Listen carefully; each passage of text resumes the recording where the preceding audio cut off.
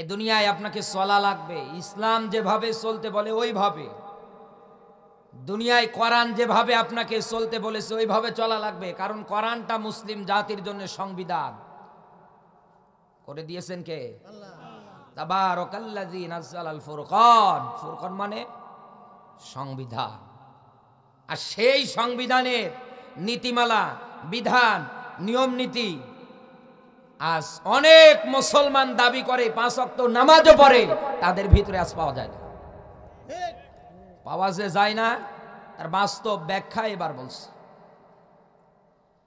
আল্লাহ পাক বলেন, রব্বানা আতিনা ফিদ দুনিয়া হাসানাতাও ওয়া ফিল আখিরাতি হাসানাতাও ওয়া কিনা আযাবান নার।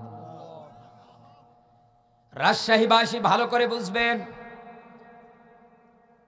এই দুনিয়ার ময়দানে এতদিন আপনি এই কোরআনের আয়াতটাকে দোয়া মনে করে পাঠ করছেন, এতদিন আপনি কোরআনের এই আয়াতটাকে দোয়া মনে করে করে নামাজ শেষ করার পরে হাত তুলে মোনাজাত করে আল্লাহকে ডাক দিয়ে বলতেছিলেন।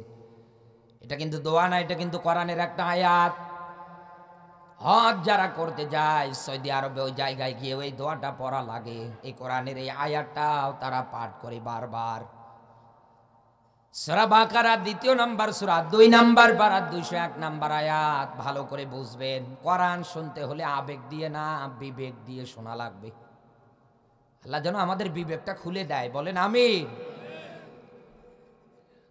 এই দুনিয়ার ময়দানে অনেক মানুষ আছে দোয়ার মধ্যে বলে, রব্বানা আতিনা ফিদ দুনিয়া, আল্লাহ আমার দুনিয়ার কল্যাণ দাও। এরপর পরে আমার আল্লাহর কাছে দোয়ার মাধ্যমে, যেহেতু দোয়া আকারেই পড়ি, আমি আপনাকে এক্সাম্পল উদাহরণ দেওয়ার ক্ষেত্রে ভালো করে বোঝানোর জন্য দোয়াটাই বলছি, মনে করেন। বারবার মালিকের কাছে ডাক দিয়ে বলে, আল্লাহ তুমি আমাদের দুনিয়া দাও, এরপর পরে আখিরাতের কল্যাণ দাও। এরপর পরে আমার আল্লাহর কাছে ডাক দিয়ে বলে, আল্লাহ জাহান্নামের আযাব, জাহান্নামের শাস্তি, জাহান্নাম থেকে তুমি আমাদেরকে বাঁচাও। এই দুনিয়ার ময়দানে এটা শুধু চামড়ার মুখ দিয়ে বলে, বারবার জবান, জিহ্বা, ঠোঁট নেড়ে নেড়ে আমার আল্লাহর কাছে বারবার করে বলতেছে, আল্লাহ বাঁচাও আমারে জাহান্নাম থেকে, দুনিয়ার কল্যাণ দাও, আখিরাতের কল্যাণ দাও। তার মানে আয়াতের সারমর্ম মেসেজ একটা, এই দুনিয়ার ময়দানে আপনি আমি আল্লাহর বান্দা, তিনি হচ্ছেন আমাদের রব। এই দুনিয়ায় যারা আল্লাহর বান্দা আছেন তারা সবাই কিন্তু ফকির। একথা বলে না কেন? সবাই কি? সবচাইতে বেশি ধনী তিনি কে? তার ধন ভান্ডার কোনদিন ফুরিয়ে যাবে? যাচ্ছে, যাওয়ারও পর্যন্ত কোনো সম্ভাবনা নেই, কোনো দিক দিয়েই না। ওই মালিকের কাছে আপনি বারবার করে বলছেন, 5 ওয়াক্ত নামাজ পড়ে, দেখবেন দুনিয়ার আনন্দে, দুনিয়ার চিত্রে একাধারে মগ্ন হয়ে আছে। শুধু নামাজ পড়ে, রোজা রাখে, হজ করে, এই সব কর্মকাণ্ড একাধারে চালিয়ে যায়। এরপর পরে আরেকটা বিধান বাংলাদেশের মানুষেরা করে, কেঁদে কেঁদে মাঝে মাঝে আল্লাহর কাছে ডাক দিয়ে বলে, আল্লাহ আখিরাত কঠিন ময়দান, ওখান থেকেও আমার একটু বাঁচিও। এরপর পরে এই দোয়াটাও পড়ে, ও মালিক জাহান্নাম থেকে তুমি আমাদেরকে বাঁচিও। দুনিয়ার কল্যাণ চায়, আখিরাতের কল্যাণ চায়, জাহান্নাম থেকেও বাঁচতে চায়। অথচ আমাদের সংবিধান জানিয়েছে দুনিয়ায় যারা নামাজ পড়বে এরা জাহান্নাম থেকে বাঁচতে পারবে, এমন কথা কোরআনে কোথাও আছে? আছে? নামাজ পড়লেই যে আল্লাহ আপনাকে জান্নাতে দেবে, এমন কথা কোরআনে আছে? কারণ অধিকাংশ মানুষ নামাজ পড়ে কিন্তু নামাজের মধ্যে যে শিক্ষা ওই একটাও নেই না। নামাজে পড়ে কাল্লা বাল্লা তুখরিমুন আল ইয়াতীম, এতিমের ঘাড় ধাক্কা দেওয়া যাবে না, অথচ জনগণের হক মারা সব। আরে ভাই, এতিম মানে কি? মা বাবা মারা গেলে ওইটাই এতিম না। জনগণ এই দেশের রাষ্ট্রীয় পর্যায়ে যারা আছে তারা সবাই, রাষ্ট্রীয় পর্যায়ে যারা আছে তাদের কাছে এতিম। ইউনিয়ন পরিষদের দায়িত্বে যারা আছে, ইউনিয়ন পরিষদের যত ঘর আছে, যত মানুষ, সবাই তার কাছে এতিম। এক কথা বলেন কেন?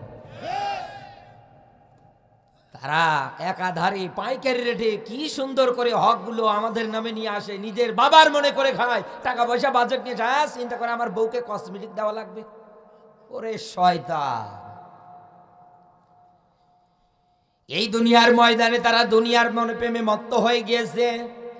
এই দুনিয়ার ময়দানে তারা শুধু তাদের চাওয়াটা একটাই বানিয়ে ফেলেছে, আল্লাহ তুমি আমারে দুনিয়া দাও। আল্লাহ পাক বলেন, এই দুনিয়ার ময়দানে কোনো মানুষ যদি আমার আল্লাহর কাছে দুনিয়া চায়, আমার আল্লাহ ওরে দুনিয়ায় দিয়ে দেয়। বাস্তব দৃষ্টান্ত গেলে এইভাবে দেয়া লাগে। ফিরাউনের নাম আমরা সবাই এক বাক্যে সুন্দর করে জানি, মুসা নবীর দিনের দাওয়াতের ওই সময়ের মধ্যে একজন ঘোর বিরোধী, তার নাম ফিরাউন। আজও মিশরের জাদুঘরে শুটকি হয়ে পড়ে আছে। এই লোকটা ওই সময়ের ঐশীগন্ত তাওরাতের বিরুদ্ধাচারণ করার কারণে, মুসা নবীর বিরুদ্ধাচারণ করার কারণে আমার আল্লাহ পাক তার এই পরিণতি করে দিয়েছে। ও রাজশাহীর মুসলমানেরা, এখান থেকে শিক্ষা নিয়ে বাড়ি যান। যাদের চাওয়া আল্লাহ দুনিয়ায় ক্ষমতা দাও, দুনিয়ায় টাকা পয়সা দাও, দুনিয়ায় আমার অট্টালিকা, ব্যাংক ব্যালেন্স সব কিছু যেন সুন্দর সুন্দর করে হয়, এমন একটা পর্যায়ে আসবে দুনিয়ায় যেন মানুষ আমাকে সম্মান করে, শ্রদ্ধা করে, ভালোবাসে। আমার আল্লাহর কাছে এইভাবে তারা চেয়ে চেয়ে নেয়। আল্লাহ পাক বলেন, তোমাদেরকে বলছি তাকাও ফেরাউনের দিকে। সম্মানের দিক দিয়ে কিন্তু ফেরাউন ওই সময়ের মধ্যে কম ছিল না। ওই সময়ের মধ্যে যারা মূর্খ মানুষ ছিল, যখন দাবি করেছিল আনা রব্বুকুমুল আলা, আমি তো তোমাদের রব, ওই সময় মূর্খ মানুষেরা তাকে সম্মানের দিক দিয়ে রব ইখতিয়ারে পর্যন্ত বসিয়েছিলেন। একথা বলে না কেন? দুনিয়ায় কিসের রাজত্ব আপনার? কতটুকুনার হায়াত পেয়েছেন? তাই 41-81 টার্গেট দেন। কখন আজরাইল চলে আসবে তার কোনো গ্যারান্টি নেই। আর আপনি এত ধরনের কথাবার্তা বলে ফেলেন। বারবার যে আল্লাহ সংবিধান নামক কিতাবের মধ্যে ডাক দিয়ে বলছে, সুম্মা ইলাইনা তুরজাউন, আমার সামনে তোকে একদিন দাঁড় হওয়া লাগবে। এ কথা কি আমার বাবা? আল্লাহ পাক বলেন, বান্দা যেটাই কর দুনিয়ায়, আমার সামনে তোকে একদিন দাঁড় হওয়া লাগবে। এই ফেরাউনও দাঁড়াবে কার সামনে? আরো জোরে বলেন। আজও দুনিয়ায় যারা ফেরাউনের মতো নিয়ম নীতি জীবন জিন্দেগি তৈরি করে, দুনিয়ায় যারা উল্টা পাল্টা কর্মসংস্থান তৈরি করতেছেন, আপনাকে কিন্তু রবের সামনে একদিন না একদিন দাঁড় হওয়াই লাগবে। আমার বন্ধুরা ভালো করে বুঝবেন, ফিরাউন যখন রব দাবি করেছিল, আমার আল্লাহর কাছেও বারবার কেঁদে কেঁদে জায়নামাজ বগলের নিচে নিয়ে গভীর রজনীতে মরুভূমিতে চলে যেতেন। পাহাড়ি এলাকা, ওই জায়গাগুলোতে যাওয়ার পরে সুন্দর একটা জায়গা বিছিয়ে নিলেন। নেওয়ার পরে জায়নামাজের পাঁচিটা সুন্দর করে বিছিয়ে ফেললেন। এরপর পরে সিজদায় পরে ডাক দিয়ে বলে, আল্লাহ আমি জানি তুমি একজন আছো। মিশরের লোকজন আমাকে এসে ধরে ফেলেছে, আপনি তো রব দাবি করলেন, খোদা দাবি করলেন। এই যে দেখেন নীলনদ, এই নীলনদের পানি দিয়ে জমি জামা চাষবাস হয়, সব কিছু তো শুকিয়ে গেল। এখন যদি ফসল আমরা উৎপন্ন না করতে পারি, তাহলে তো আমরা না খেয়ে মারা যাব। ফেরাউন বলেছিলেন, কোনো অসুবিধা নেই, আগামীকাল সকালবেলায় পানি পেয়ে যাবে। এই জন্য জায়নামাজ বগলের নিচে নিয়ে গিয়ে আল্লাহকে ডাক দিয়ে বলে, আল্লাহ আমি দুনিয়া চাই, আমারে দাও। মালিক এই দুনিয়ায় আমি চাই তোমার কাছে, তুমি আমারে দিয়ে দাও। এই জন্য আল্লাহ ওকে দুনিয়ায় দিয়েছিলেন। 600 বছরের উপরে হায়াত পেয়েছিলেন দুনিয়ায়। এই কথা বলেন না কেন? এই দুনিয়া আমার আল্লাহ ওকে দিয়েছিলেন। তাহলে আজ ওই দুনিয়ায় যারা আয়াত পড়ে, ওয়াকালা ইন্নানি মিনাল মুসলিমিন, আমি তো মুসলমান, আল্লাহ আমি তো মুসলমান, আমি ভালো কাজ করি, মানুষদেরকে ভালো কাজের দিকে আহ্বান করি, কোরআনের কথা বলি, এর চাইতে আর উত্তম কথা কি হতে পারে? আল্লাহ আমি তো তোমাকে বলছি আমি তো একজন মুসলমান। আল্লাহ পাক বলেন, মুসলমান তো ওইটা যে আল্লাহর বিধানের কাছে, ইসলামের কাছে, সংবিধানের কাছে স্যালেন্ডার করে, মাথা নত করে। আজও আপনি দুনিয়ার মত্ত হয়ে দুনিয়াতে, এই দুনিয়ার ময়দানে এমন এমন কর্মসূচির কাছে আপনার মাথা নত হয়, এমন এমন বিধানের কাছে আপনার মাথা নত হয়, যেগুলো মানলে পরে এই দুনিয়ায় আপনি ঈমান হারা হয়ে যাবেন। আচ্ছা আপনি ওইগুলো মানেন, ওইগুলোর প্রতি আজকে আপনার আমল, ওইগুলো আজকে দুনিয়ায় আপনি একাধারে মেনটেন করে যাচ্ছেন। ফেরাউন দোয়া করার পর পরে উকি মেরে তাকিয়ে দেখছে নীল নদ একেবারে পানি পরিপূর্ণ। আবার সেজদায় পড়ে আমার আল্লাহকে বারবার করে ডাকছে, আল্লাহ তুমি আমার ডাকটা শুনেছো, আমি শুধু দুনিয়া চাই তোমার কাছে। এমন সময়ে পিছন থেকে দুইজন মানুষের আকৃতি নিয়ে ডাক দিয়ে বলে, প্রভু। চমকে উঠেছে, চিন্তা ভাবনা করছে, কি করলাম, আমার সব কিছু চলে গেল, নষ্ট হয়ে গেল। এই বেটারা আগামীকালকে সব জায়গায় গিয়ে ছড়িয়ে দেবে। এ ভুয়া, এ রব না, এও যায় নামাজের পার্টিতে পরে আরেকজনকে ডাকে, ডাক দিয়ে বলে, এই বেটা তোরা কারা? ডাক দিয়ে বলে, আমরা এই রাষ্ট্রের লোক। কি চাও আমার কাছে এই জায়গায়? বলে, চাই তো আপনার কাছে একটা বিচারের রায়। বলে, কি বিচার? ডাক দিয়ে বলে, দেখেন দুনিয়ায় রব থাকার পরে, খোদা থাকার পরে, দুনিয়ায় কোনো মানুষ যদি রবের দাবি করে, প্রভুর দাবি করে, তাহলে তার শাস্তি কি, এইটা একটু বলেন। ফেরাউন যেহেতু দেখেছে নীল নদের পানি পরিপূর্ণ সুন্দর করে বেয়ে বেয়ে যাচ্ছে, আনন্দে উৎফুল্ল হয়ে হাতের আঙ্গুলি ইশারা করে ডাক দিয়ে বলে, ওই যে নীল নদ দেখছো, ওরে ওই জায়গায় চুবিয়ে মারা দরকার। এরা দুইজন ডাক দিয়ে বলে, দেখেন এই কথাটা আপনাকে লিখে দেওয়া লাগবে। বলে, আমার লেখা লাগে না, আমার এক কথা এক রায়, একবারে ফাইনাল। ডাক দিয়ে বলছে, না লেখাই লাগবে, কারণ আপনি সকালে বলেন এক কথা, বিকালে বলেন আমি কখন বললাম। এই কোয়ালিটির বাংলাদেশে হাজারো মানুষ এখন বসবাস করে। দর্শন করার আগে পাগল হয় না, করার পরে বলে, ও ওই সময় মাথা ঠিক ছিল না। এখন কি করবে? বাধ্য হয়ে রায় তৈরি করে দেয়। আর এদিকে নিরপরাধ মানুষের মেয়েটাকে ধর্ষণ করলো, এর বিচার হচ্ছে না। বিচার হচ্ছে না। আজকে একটা নিউজ দেখলাম ইন্টারনেটে, আজকে একটা নিউজ দেখলাম কুষ্টিয়ার ওদিকে, পাবনা বেড়া ওইদিকে নিউজে দেখলাম এক মেয়েকে ধর্ষণ করেছে। ইউনিয়ন পরিষদে মেম্বার, চেয়ারম্যান যারা আছে, ওরা বিচার করেছে এইভাবে, 5টা জুতোর বাড়ি, 100 বার কান ধরে উঠবোস। এ কি বিচার হইল? এই বিচার করে দিয়েছে যে ভুক্তভোগী ও গিয়ে মামলা করেছে থানায়। আচ্ছা বলেন তো, আল্লাহর কোরআনের বিধানের নীতি নিয়মমালা যদি কায়েম থাকতো, এই দেশে ধর্ষণের নাম পর্যন্ত মানুষ মুখে আনার সাহস পেত না। আল্লাহর কোরআনের বিধান কি? বিবাহিত অবস্থায় কেউ যদি জিনা বা বিচার করে, মাটির গর্ত খনন করে ওকে পুঁতে ফেলো, পাথর মারে দুনিয়ার থেকে বিদায় করে দাও।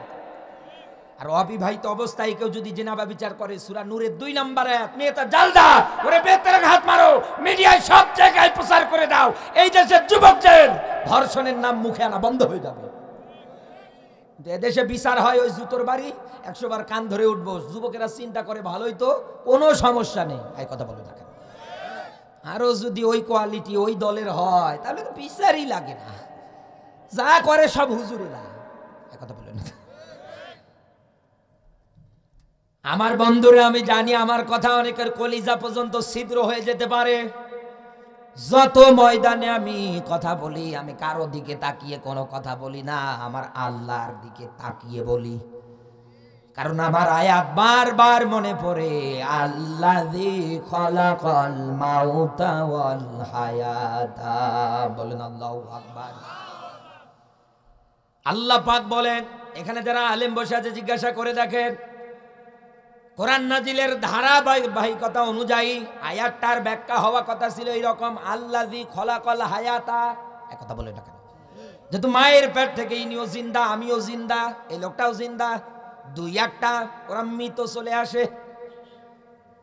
আল্লাহ পাক বলেন, এ দুনিয়ার মানুষেরা আমার আয়াতের দিকে তাকা, এরপর পরে দাম্ভিকতা কর, এরপর পরে আমার বিধানের বিরুদ্ধাচরণ কর।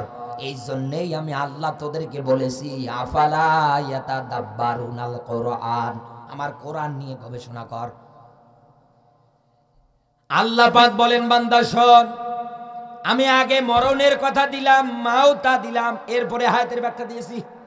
তার মানে যেটাই কর, একদিন না একদিন তোকে দুনিয়া ত্যাগ করা লাগবে, যেই দুনিয়ায় তুই মত্ত হয়ে গিয়েছিলি। এই দুনিয়ার ময়দানে যারা এরকম মত্ত আছেন, ফেরাউন ওই দুইজনকে ঝাড়ি মেরে ডাক দিয়ে বলে, দেখো এই জায়গার মধ্যে আমি এই কথাটা বলে ফেললাম। বলে ঠিক আছে, এখন এই জলদি করে আমাদেরকে লিখে দেওয়া লাগবে। বলে কোনো অসুবিধা নেই, এই দেন লিখে দিলাম। কাগজটা হাতে নেওয়ার পরে ডাক দিয়ে বলে দেখেন আপনি কি আমাদের চেনেন? বলে না। কি তোদের পরিচয়? বলে আমি আল্লাহর ফেরেশতা জিবরাইল আর এ হচ্ছে মিকাইল। চিন্তা করছে সর্বনাশ, কি করলাম। ডাক দিয়ে বলছে দেখেন আপনি প্রভু দাবি করছেন, যেইটা আজকে খাতা কলমে লিখেছেন ওইটাই একদিন আপনার বিরুদ্ধে কার্যকর হবে। এক কথা বলে না কেন? ইতিহাস যারা পড়েছেন আজও আমরা সবাই জানি আমার আল্লাহ পাক এই ফেরাউনকে পানির মধ্যে চুবিয়ে চুবিয়ে মেরেছে। এই দুনিয়ার ময়দানে এখান থেকে শিক্ষা নিয়ে বাড়ি যান মুসলমান। আজও দুনিয়ায় কোন মানুষ যদি তার এই হাত দিয়ে, তার এই জবান দিয়ে, তার এই পা দিয়ে, তার মাথা থেকে শুরু করে প্রত্যেকটা অঙ্গ প্রত্যঙ্গ এইগুলো কাজে লাগিয়ে নিরপরাধ মাজলুমদের বিরুদ্ধে যদি কোনো আইন তৈরি করে বসে থাকেন, চিন্তা ভাবনা করে মিলিয়ে নেন, ফেরাউনও কিন্তু লিখে দিয়েছিল আইনটা, কিন্তু রায়টা কিন্তু ওর উপরে কার্যকর হয়েছে। মাজলুম ছিলেন মুসা, রাস্তা তৈরি করে আমার আল্লাহ ওরে বাঁচিয়ে দিয়েছে। আজও দুনিয়ায় যারা মাজলুম আছে ওরাও বেঁচে যাবে, কিন্তু এমন একটা সময় আসবে পালানোর রাস্তা পাবেন না, পালানোর রাস্তা পাবেন না। তার বাস্তব ফেরাউন। এই কথা বলেন না, আন্দাজে আপনি আমার উপর রাগ করেন, এই কথাগুলো কি মিথ্যা? আন্দাজে আপনি আমার বিরুদ্ধাচারণ করেন, আন্দাজে বলে দেন হ্যাঁ রাজনৈতিক কথা বলে। কোন কথাটা রাজনৈতিক? কোনটা রাষ্ট্রবিরোধী কথা? একটাও না। রাষ্ট্র পরিবর্তনের জন্য সবচাইতে বেশি যেটা দরকার এদেশে আজ কোরআন দরকার। আমরা পারি না। দুনিয়ার প্রেমে মত্ত, দুনিয়া নিয়ে পাগলা। আমি দুনিয়া চাই, দিচ্ছেও তো আল্লাহ আপনার দুনিয়া। দুনিয়া পেয়ে বসে আছেন জন্য তো এত মানুষ মারা যায়। খেয়ে দিয়ে রাতে ঘুমিয়েছে, ও সকালবেলা দেখছে মরে আছে। কি গো ভালো মানুষ? আর এদেশের অনেক মানুষ আছে চামড়া ঢিল হয়ে যায় তাও মরে না, মনে হয় বয়স আরো দিন দিন কমছে। আল্লাহ পাক এদেরকে দেখে চিন্তা ভাবনা করে, আমি তোদেরকে এত সুন্দর উত্তম আকৃতি দিয়ে বানালাম, তোদেরকে আমি এত সম্মানিত করলাম, এত মর্যাদিত আমি আল্লাহ তোদেরকে দিলাম, আর তোরাই আমার বিরুদ্ধে, তোরাই আমার কিতাবের বিরুদ্ধে, তোরাই আমার নবী আলেমদের বিরুদ্ধে আইন পাশ করো। আল্লাহ কিছু বলে না, কিন্তু যখন ধরবে দুনিয়া নিয়ে যারা পাগল ওরা কিন্তু বাঁচতে পারবে না। আমার বন্ধুরা, এই আয়াত থেকে আমি আপনাকে মূল মেসেজ একটাই দিতে চাই। এই দুনিয়ায় অনেক মানুষ যেহেতু এই দোয়াটা, এই কোরআনের এই আয়াতটা সুন্দর করে পাঠ করে। এবার শেষের শব্দে আসেন অকিনা আযাবান্নার, আল্লাহ আমাকে জাহান্নাম থেকে বাঁচাও। নামাজ পড়লে জাহান্নাম থেকে আল্লাহ বাঁচাবে গ্যারান্টি দেয়নি, কিন্তু নামাজ না পড়লে জাহান্নামে যাওয়া লাগবে। তার মানে নামাজ পড়বেন আপনার জীবনটা সফলতার দিকে এগিয়ে যাবে। সুবহানাল্লাহ বলতে পারেন না? অন্যান্য আনুষঙ্গিক যত ফরজ ইবাদত আছে এইগুলো করবেন, আপনি আস্তে আস্তে সফলতার দ্বার প্রান্তে পৌঁছে যাবেন। যিনি পৌঁছিয়ে দেবে তিনি হচ্ছেন আমার আল্লাহ। কিন্তু এই শব্দটা ওয়াকিনা আযাবান্নার বলছেন আল্লাহ জাহান্নাম থেকে বাঁচাও। এই দুনিয়ার ময়দানে আল্লাহ পাক সূরা সফের 10 নম্বর আয়াতে নিজে ব্যাখ্যা দিয়েছে, আমি তোদেরকে জাহান্নাম থেকে নিজে বাঁচাবো। এখানে যারা আলেম বসে আছে জিজ্ঞাসা করে দেখেন, 61 নম্বর সূরা 28 নম্বর পারা 1ম নম্বর রুকুর আয়াত নম্বর 10, আল্লাহ পাক বলেন ইয়া আইয়ুহাল্লাযীনা আমানু হাল আদুল্লুকুম আলা তিজারাতিন তুনজিকুম মিন আযাবিন আলীম।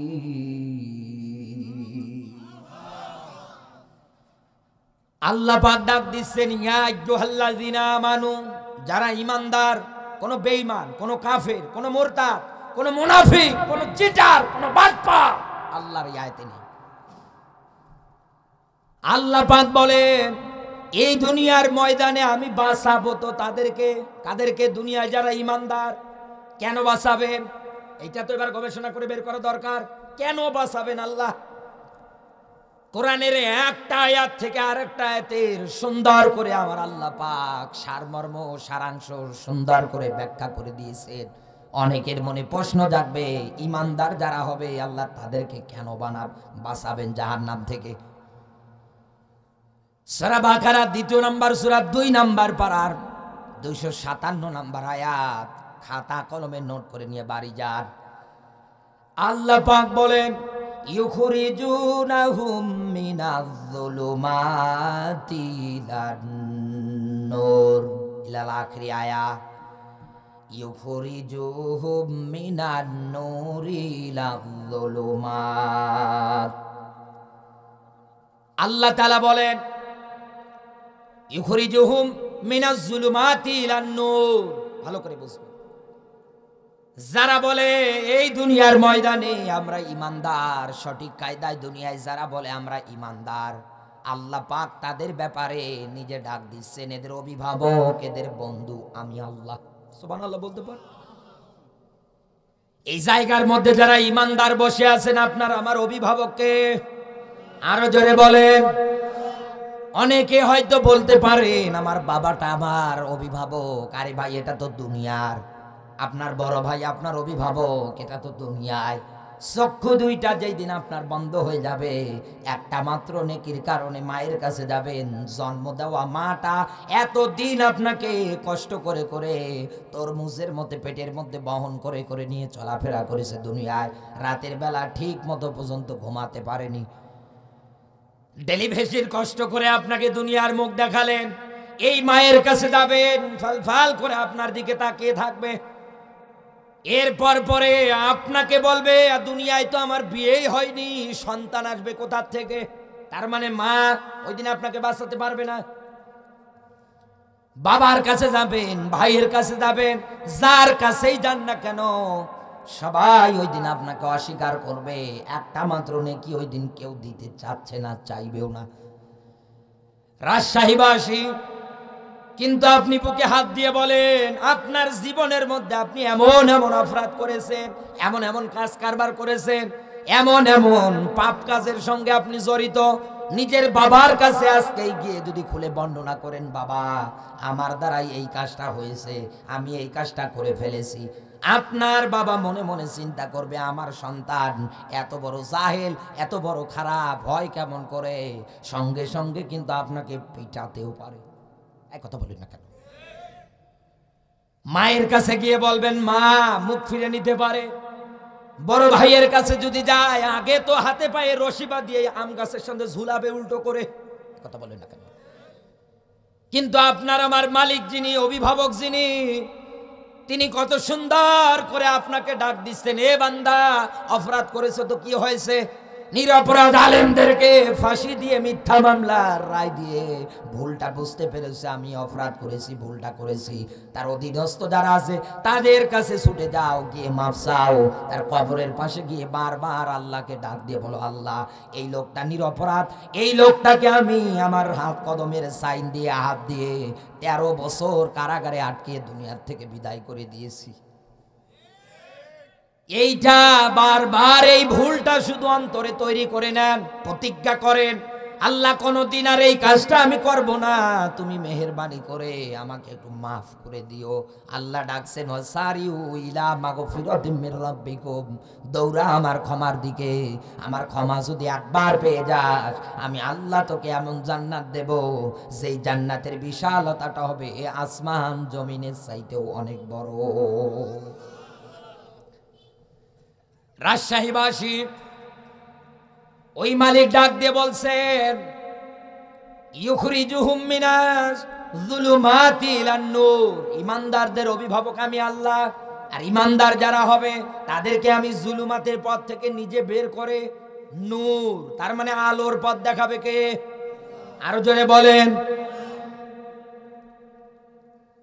আর এই দুনিয়ার ময়দানে যারা ইমানদার না, দুনিয়ায় যারা বেঈমান, দুনিয়ায় যারা কাফের, দুনিয়ায় যারা আল্লাহর আয়াত মানে না, এই দুনিয়ায় যারা আল্লাহর আয়াতের সঙ্গে জীবন জিন্দেগিটা সুন্দর করে সেট করে না, আমার আল্লাহ পাক তাদের ব্যাপারে ব্যাখ্যা দিচ্ছেন, ইউখরিজুনাহুম মিনান নূরি ইলাল যুলুমাত উলাইকা আসহাবুন নার হুম ফিহা খালিদুন।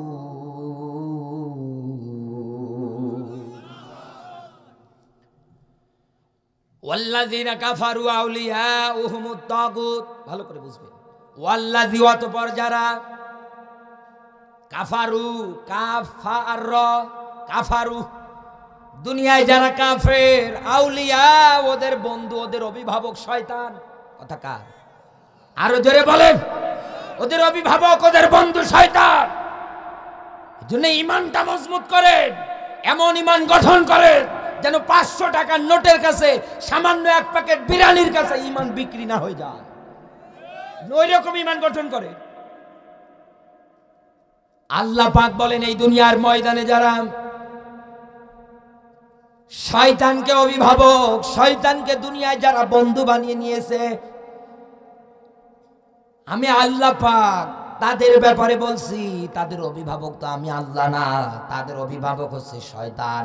আর শয়তান যদি কারো বন্ধু হয়ে যায়, আল্লাহ পাক বলেন, ইউখরিজুনাহুম মিনান নূরি ইলাল যুলুমাত, আল্লাহ পাক বলেন তাদেরকে এই শয়তান আস্তে আস্তে করে নূরের পথ থেকে, হেদায়েতের পথ থেকে দূরে সরে নিয়ে গিয়ে জুলুমাতের পথের দিকে নিয়ে যাবে। এই জন্য এই দুনিয়ার ময়দানে দেখতে মুসলমান হয়, বংশীয় গোত্রীয় একা রেটে সব কিছুতে মুসলমানের দাবি করে জীবন জিন্দেগি চালাচ্ছে। মসজিদে গিয়ে নামাজও পড়ে, হজও করে, কাবার গিলাফ ধরে পর্যন্ত কান্নাকাটি করে। কিন্তু এই লোকটার এই দুনিয়ার ময়দানে অভিভাবক হচ্ছে শয়তান। এই জন্য নামাজ পড়ার পরেও এই দেশের কত মানুষেরা, কত এমপিরা, কত মন্ত্রীরা এই দেশের আবাসিক হোটেলে ধরা পড়ে, শখে পড়ে না, তার আয়াত দলিল। আল্লাহ পাক বলেন, ফাকাদ দল্লা দলালাম বাঈদা। আলেমদার অবশ্যই আছেন, জিজ্ঞাসা করেন, কত কঠিন শব্দ। আল্লাহ পাক বলেন, আমি যদি কাউকে পথ ভ্রষ্ট করে দেই, পথ হারা করে দেই, কে আছে তোদের পথ দেবে বল? রাস্তা দেখানোর, ভালো পথ, হেদায়েতের পথ দেখানোর দায়িত্ব কার? আরো যারা বলেন তো, ওই মালিক বলে, শয়তান যদি তোর বন্ধু হয়ে যায়, ও তোকে জুলুমাতের পথের দিকে নিয়ে যাবে, তোর দ্বারা অত্যাচার হবে, নিরপরাধ মানুষ তোর কারণে ঘরে থাকতে পারবে না, নিরপরাধ মানুষেরা তোর কারণে তারা তাদের অধিকার ফিরে পাবে না, পাচ্ছে না। আমি আল্লাহ তোকে এমনি এমনি ছেড়ে দেব না। আমার বক্তব্য শুনে রাখ। উলাইকা, উলাইকা ইসমে ইশারা, আরবি গ্রামাটিক্যাল অনুযায়ী উলাইকা শব্দটা ইসমে ইশারা। আল্লাহ আঙ্গুল ইশারা করে দেখাচ্ছে ওই মানুষগুলো কারা। তারা এই দুনিয়ার ময়দানে যেই মানুষগুলো হেদায়েতের পথ থেকে দূরে সরে চলে গিয়েছে, হেদায়েতের পথ থেকে এই দুনিয়ায় যারা বিচ্ছিন্ন হয়ে গিয়েছে, আল্লাহ পাক বলেন, না সাহাবুন নার, আমি তাদেরকে জাহান্নামে রাখবো। কথা কার? আরো জোরে বলেন। আমাদের যেন আয়াতটা কি ছিল? ওয়াকিনা আযাবান নার। এই আযাবান নারের ক্ষেত্রে বাঁচাবে আল্লাহ ইমানদারদেরকে। সুবহানাল্লাহ বলতে পারেন না? আর যাদের অভিভাবক, যাদের বন্ধু, আল্লাহ তাদের ব্যাপারে বলছেন, আমি তাদেরকে জাহান্নামের মধ্যেই রাখবো। কতদিন? হুম ফিহা খালিদুন, চিরকাল, চিরস্থায়ী। এবার আপনাকে আমি বাস্তব এক্সাম্পল দিচ্ছি। চিন্তা ভাবনা করে দেখেন তো, রাজশাহীর মুসলমানেরা, এত সুন্দর এই মাহফিলের আয়োজন, সাইটে মেইন রোড, মোনাজাত যখন 12টায় হয়ে যাবে, সবাই নিজ নিজ গন্তব্যের দিকে হাঁটা শুরু করে দিয়ে দেবে। এমনকি আমি হুজুরও চলে যাব পরের দিন গোবিন্দগঞ্জে। যে যার কর্মস্থলে ব্যস্ত হয়ে পড়বে। সকালবেলা যেই যুবকেরা, যেই মানুষেরা এই কমিটির দায়িত্বের মধ্যে ছিল, তারা সবাই কিন্তু এই মাহফিলের আঞ্জাম দিয়েছিল। সকালবেলা তারা উঠে চলে আসবে। এই যে লাইট, এই যে মাইক, এই যে সামিয়ানা, যা কিছু আছে সব কিছু তারা খুলতে আরম্ভ শুরু করে দেবে। কারণ এই জায়গায় আর মাহফিল বছরে হবে না, আগামী বছর যদি হয় আবার এরকম সুন্দর করে সাজাবে। কথা বলেন না কেন? সুন্দর করে এই সাজানো প্যান্ডেলটা তারা ভাঙতে আসবে সকালবেলা। আসার পরে চৈত্র মাস যদি এখন হতো, মনে করেন আকাশ থেকে সূর্য, তীব্র গরম, তীব্র রোদ এখানে পাওয়া যেত। যুবক যারা আছে ওরা এই প্যান্ডেল খোলার কাজে এসে গায়ের ঘাম সেই রকম হাঁপিয়ে গিয়েছে, পানির পিপাসা ওই রকম, এক দৌড়ে বাড়ি চলে গিয়ে ডাক দিয়ে বলে, বউ আমার জলদি করে তুমি আমারে একটা গ্লাস পানি দাও। আপনার আদরের বউটা, ঘরের দোলালিটা চিন্তা ভাবনা করবে আমার স্বামী ভালো কাজে গিয়েছে। একটা লেবু কেটে নেবে, এরপরে একটু চিনি নেবে, এরপরে একটু লবণ নেবে, এরপরে একটা গ্লাস পানি নেবে, লেবুর রসগুলো সুন্দর করে ওই জায়গায় দেবে। দেওয়ার পরে সুন্দর করে মিক্সার করে হাতের মধ্যে এবার একটা পাখা নেবে। এরপরে আপনার ঘাম, এই ঘর্মাত্মক শরীরটা পরিষ্কার করার জন্য একটা তোয়ালা নিয়ে আসবে। কথা বলেন না কেন? নিয়ে আসার পরে আপনাকে দিয়ে দেবে। আপনি আনন্দে আত্মহারা, বউ আমাকে কত ভালোবাসে, কত মোহাব্বত করে। আল্লাহ পাক বলেন, এই দুনিয়ার ময়দানে জালেম যারা আছো, বেঈমান যারা আছো, শয়তানি নিয়ম নীতি যারা মেনে নিচ্ছ, আমি তোমাদেরকে বলছি তোমরা এই পথে থাকতে থাকতে যদি মারা যাও, আমি আল্লাহ তোমাদেরকে জাহান্নামেই দিয়ে দেব চিরকালের জন্যে। জাহান্নামী যারা হবে ওদের জাহান্নামের মধ্যে পানির পিপাসা লাগবে, ওরাও পানি চাইবে, ওরাও খাবার চাইবে।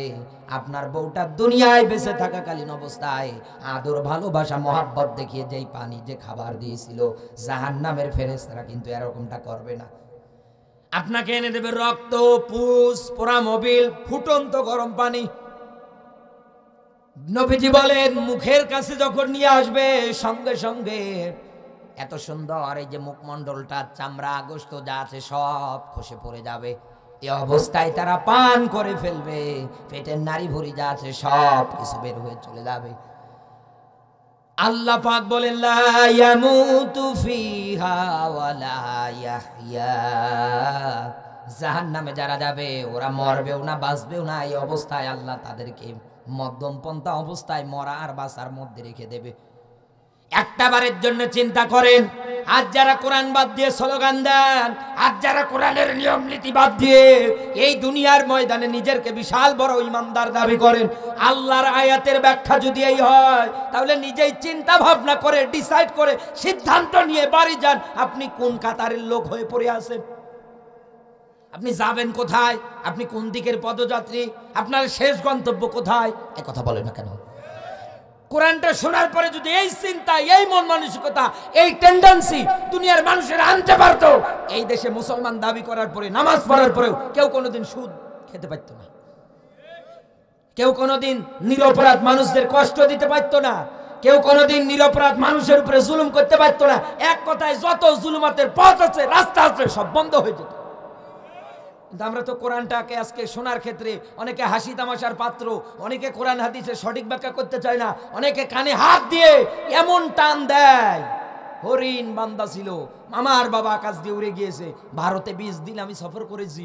ভারতে সফরকালে মাহফিলগুলোতে অ্যাটেন্ড হয়েছি, প্রায় 16-17টা মাহফিল অ্যাটেন্ড হওয়ার পরে আমি যেটা দেখেছি, আমাদের এই বাংলাদেশে মাহফিল ছোট হলেও নাম দেয়া থাকে তাফসিরুল কোরআন মাহফিল।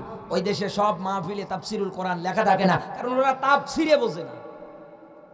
এই টুপি মাথায় দিয়ে এক মাহফিলে গেলাম, ওখানকার দলীয় যে স্থানীয় লোকজন যারা আছে, বাহির থেকে অনেক লোকজন আসছে, প্রায় 80-90 হাজার লোকের সমাগম একটা মাহফিলে, প্রচুর লোক হয় ওদিকে।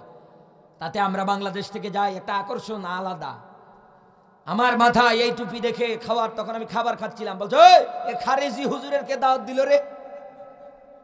বলছে এ চলবে না, এ টুপি চলবে না, টুপি পরা লাগবে এইটা। আচ্ছা বলেন, ওদের ওই দেশে টুপি নিয়েও মারামারি, আমাদের দেশে নেই? কথা বলেন কেন?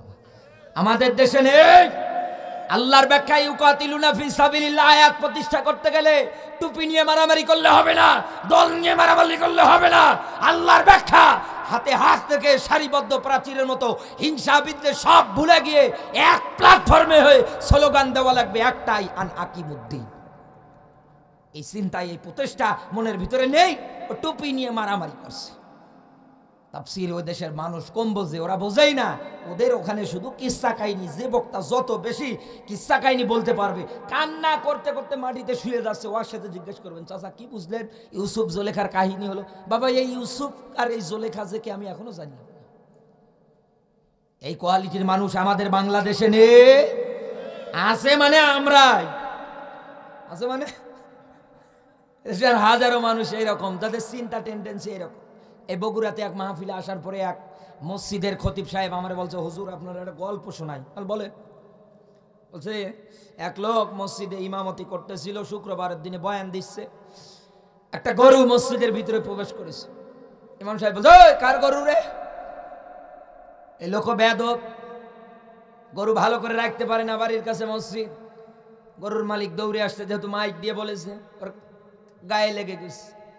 দৌড়ে এসে ডাক দিয়ে বলে, এই বেটা, কিছু লোক আছে না এরকম তার সেরা, হুজুর দেখলে চুলকায়, ওই রকম ডাক দিয়ে বলে, বেটা ইমাম সাহেব তুমি আমার গালাও, দাঁড়া, এ গরুটার কি কোনো বিবেক বুদ্ধি আছে? বলে নেই, আল্লাহ কোনো প্রাণীকে বিবেক বুদ্ধি এগুলো দেয়নি। তো গরুটাও অবলা জন্তু, ওর কোনো বিবেক বুদ্ধি নেই, ও না বুঝে এসেছে। আর আমি যে বুঝি, আল্লাহ আমাকে বিবেক বুদ্ধি দিয়েছে। একদিনও কি মসজিদে আমার দেখেছে? বলছে গরু না বুঝে এসেছে, আর আমার যে বিবেক বুদ্ধি আছে আমি তো একদিনও আসি না, আপনি কি আবার আনতে পেরেছেন? এরকম চিন্তা, মন মানসিকতা, মাইন্ডের অনেক মানুষ এখন বাংলাদেশে বসবাস করছে। কথা বলে আমার বন্ধুরা, আমার ব্যাখ্যা দেওয়ার বিষয় ছিল এইটা। এই দুনিয়ায় যারা ইমানদার, তাদের অভিভাবক হচ্ছেন আমার আল্লাহ। ইমানদাররা যত বিপদে পড়ুক না কেন, আমার আল্লাহ তাদেরকে বাঁচাবে। শয়তান দুনিয়ায় যাদের অভিভাবক, শয়তান দুনিয়ায় যাদের বন্ধু, শয়তান আস্তে আস্তে করে ওকে এই দুনিয়ার ময়দান থেকে জাহান্নামের পদযাত্রী বানিয়ে ছাড়বে। যেহেতু আল্লাহর ব্যাখ্যা, ইন্না জাহান্নামা কানাত মিরসাদা, জাহান্নাম হচ্ছে একটা ফাঁদ। এই দেশের অনেক যুবকেরা আজ এই আয়াতের মধ্যে পড়ে গিয়েছে। অনেক যুবকেরা এই দেশে কোরআন হাদিস বাদ দিয়ে ওরা হয়ে গেছে টিকটকার। একথা বলেন না কেন? অনেক মায়েরা, অনেক বোনেরা, মা আর মেয়ে একসঙ্গে মিলে এই দেশে হয়ে গিয়েছে আজ টিকটকার। শয়তানকে বন্ধু বানানোর কারণে আস্তে আস্তে করে তারা জাহান্নামের দিকে ধাবিত হয়ে যাচ্ছে। শয়তানকে তারা বন্ধু বানিয়ে ফেলেছে। এই মন মানসিকতা নিয়ে যারা আছে, ও রাজশাহীর মুসলমানেরা, তারা কিন্তু জাহান্নামে যাবে। আমার আল্লাহ পাক তাদেরকে জাহান্নামের মধ্যে চিরকালের জন্যই রাখবে। আমার বন্ধুরা, এরপর পরে আল্লাহ জাহান্নাম থেকে বাঁচানোর জন্য আমার আল্লাহ পাক ইমানদারদেরকে একটা পথ, একটা রাস্তা, একটা ব্যাখ্যা উঠিয়ে দিয়েছে। এই যে ভাই বসে আছে, কাজী মানুষ, সেই নীলফামারী থেকে আমি যদি আসি, গাড়ি করে আসার পর পরে কোনোভাবে বিপদে পড়ে গেলাম, ডাক দিয়ে বললাম, কাজী সাহেব আমি আপনার এলাকায় এসে বিপদে পড়ে গেলাম, আপনি মেহেরবানি করে আপনি আমার একটু সহযোগিতা করেন। উনি যদি ব্যস্ত না থাকে, উনি যদি ফ্রি থাকে, তাহলে ওনার সময় মেনটেন করে উনি কিন্তু আমার কাছে গিয়ে হাজির হয়ে যাবে। কথা বলে না কেন? যখন দুই ভাইয়ের পরস্পর পরস্পর দেখা হয়ে যাবে, চা একটা স্টলে গিয়ে সুন্দর করে আমরা নাস্তা করে নেব। যদি খাবার না খাই, আমরা কিন্তু খাবারও খেয়ে নেব। বিল দেওয়ার ক্ষেত্রে দেখবেন উনিও দিতে চাইবে, আমিও দিতে চাইব। মনে করেন একটা পর্যায়ে বিলটা আমিই দিলাম, কারণ আমি জানি লোকটা অনেক দূর থেকে এসেছে, লোকটা আমি বিপদে, লোকটা আমাকে বাঁচাতে এসেছে আমার উপকারে। আমার বন্ধুরা, এই দুনিয়ার ময়দানে দুনিয়ার মানুষেরা যেমন লাভ ছাড়া কোনোদিন ক্ষতির দিকে দৌড়াতে চায় না। এক কথা বলেন না কেন? উনি আমার ওখানে গিয়ে ওনার লাভ কি, ওনার একটু বেলা ভালো খাবার হলো, আমার সঙ্গে দেখা সাক্ষাৎ হলো, এক কথা বলেন না কেন? আপনি আবার কিছু মনে করেন না? এই দুনিয়ার ময়দানে ঠিক তেমনি আমার আল্লাহ পাক আমার ইমানদারদেরকে ওই রকম করে লাভ দেখাচ্ছে। বান্দারে, আমার ব্যাখ্যা হচ্ছে, হাল আদুল্লুকুম আলা তিজারাতিন তুনজিকুম মিন আযাবিন আলীম। আমার ইমানদারদের জন্য কন্ডিশন হচ্ছে, আমার সঙ্গে ব্যবসা কর, আমি তোদের ব্যবসার সন্ধান দেব। বিনিময় আমি তোকে জাহান্নামের আগুন থেকে বাঁচাবো। কথা কার? আরো জোরে বলে। যারা নামাজ শেষেই হাত তুলে দোয়া করেন, আল্লাহ আমার জাহান্নাম থেকে বাঁচাও, এই আয়াত মেনে নেওয়া লাগবে যদি মুসলমানের বাচ্চা দাবি করে থাকে। কারণ আল্লাহ নিজে বলছেন আমি তোকে জাহান্নামের আযাব থেকে বাঁচাবো। আল্লাহ যদি এই কথা বলে, এই কথার মধ্যে মিথ্যার সংশয় আছে? মিথ্যা হওয়ার, প্রতিপন্ন হওয়ার চিন্তা ভাবনা মনস্থ আছে? নেই। কারণ আল্লাহ পাক যা বলেছেন সব অথেন্টিক সত্য, বিনা চিন্তা ভাবনায় আপনাকে মেনে নেওয়া লাগবে। এই দুনিয়ার ময়দানে ব্যবসা করার ক্ষেত্রে যেটা আমি বুঝলাম, কোরআন আর হাদিস পড়ে আল্লাহর নবী মুহাম্মদুর রাসূলুল্লাহ সাল্লাল্লাহু আলাইহি ওয়াসাল্লাম আল্লাহর এই আয়াত প্রতিষ্ঠিত, আল্লাহর এই আয়াত এই দুনিয়ার ময়দানে 100 মানতে গিয়ে বিশ্ব নবী মুহাম্মদুর রাসূলুল্লাহ তার জীবন জিন্দেগির ক্ষেত্রে 40 থেকে 63 এই 23 বছরে যেটা করেছেন সেটাই হচ্ছে কোরআনের বিধান কায়েম করা। কথা বলেন না কেন? কোরআনের বিধান নীতিমালা এগুলো জমিনে কায়েম করা। নবীজির 40 থেকে 63 এই 23 বছর তার এটাই প্রচেষ্টা ছিল। এমনকি যেই দিন মারা যাবে অসুস্থ হয়ে পড়ে আছে, নবীজি ডাক দিয়ে বলেন, আয়েশা আমার মাথাটা একটু উঁচু করো। মাগরিবের ওয়াক্তে বিশ্ব নবী মুহাম্মদুর রাসূলুল্লাহ সাল্লাল্লাহু আলাইহি ওয়াসাল্লাম তাকিয়ে দেখছেন মসজিদের মধ্যে আবু বকর ইমামতি করতেছে এবং তার পিছনে সারিবদ্ধ হয়ে সবাই সুন্দর করে দাঁড়িয়ে আবু বকরের পিছনে নামাজ আদায় করতেছে। বিশ্ব নবীর পিছনে নামাজ আদায় করে যে মজাটা তারা পেয়েছিল, আবু বকরের পিছনে নামাজ আদায় করে ওরকম মজা তারা পাচ্ছে না। এই জন্য অনেক সাহাবী কান্না করতে করতে চোখ থেকে পানি ঝরাচ্ছেন।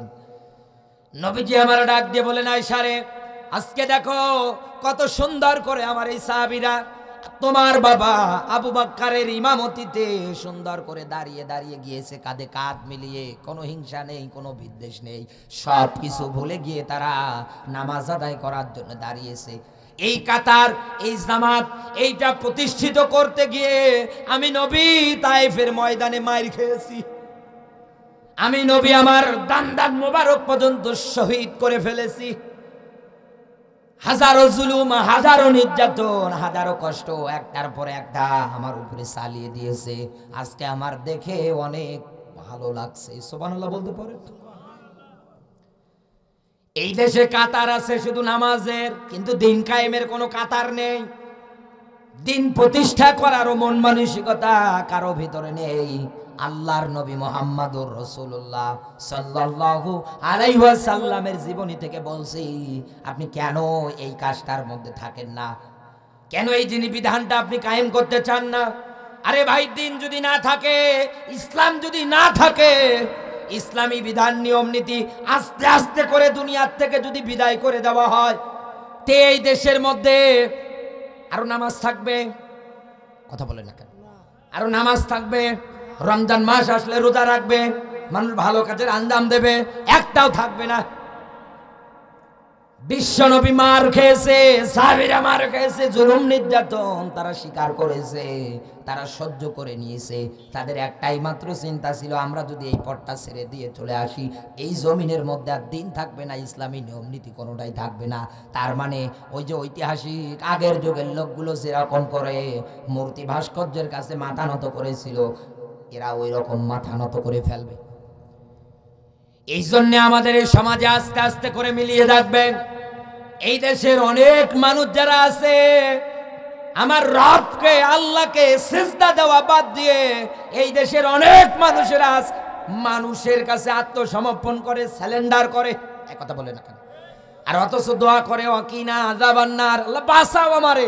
আল্লাহ বলেন তোর চাইতে ভণ্ড, তোর চাইতে প্রতারক, তোর চাইতে মিথ্যাবাদী দুনিয়ার একটাও না। তুই আমার কাছে বলিস আল্লাহ আমাকে বাঁচাও, আমি বাঁচাবো তো আমার সঙ্গে ব্যবসা কর, আমার বিধান কায়েমের জন্য প্রচেষ্টা চালা, তারপরে না আমি তোকে বাঁচাবো, তারপরে না আমি তোকে জাহান্নাম থেকে সেভ করব, আযাব থেকে সেভ করব। আপনি এইটার কাজে নেই, আপনি ধান্দা নিয়ে বসে আছেন। আমার বন্ধুরা, আমার কথায় কেউ রাগ করবেন না, মন খারাপ করবেন না। অনেকে হয়তো এবার প্রশ্ন করতে পারেন, হুজুর এই জমিনের মধ্যে এখন যারা বসে বসে আছে বিভিন্ন জায়গায়, বিভিন্ন পদ নিয়ে, বিভিন্ন আসন নিয়ে, তাদের ভিতরে সবাই তো দেখি মুসলমান, বাকি 4% শুধু অন্য ধর্মের। এরপরেও কোরআনের আয়াত আমাদের সামনে, লা ইকরাহা ফিদ্দিন, ধর্ম নিয়ে বাড়াবাড়ি চলবে না। কথা কার? যার ধর্ম সে পালন করুক। কিন্তু হুজুর আপনার ভাষা অনুযায়ী আল্লাহর সঙ্গে ব্যবসা করতে গেলে, আল্লাহ যে ব্যবসার সন্ধান দিয়েছে এই ব্যবসারা ইমানদারেরা করতে গেলে, তাহলে তো এই জমিনের ময়দানে আন্দোলন করা লাগবে, মিছিল করা লাগবে, মিটিং করা লাগবে।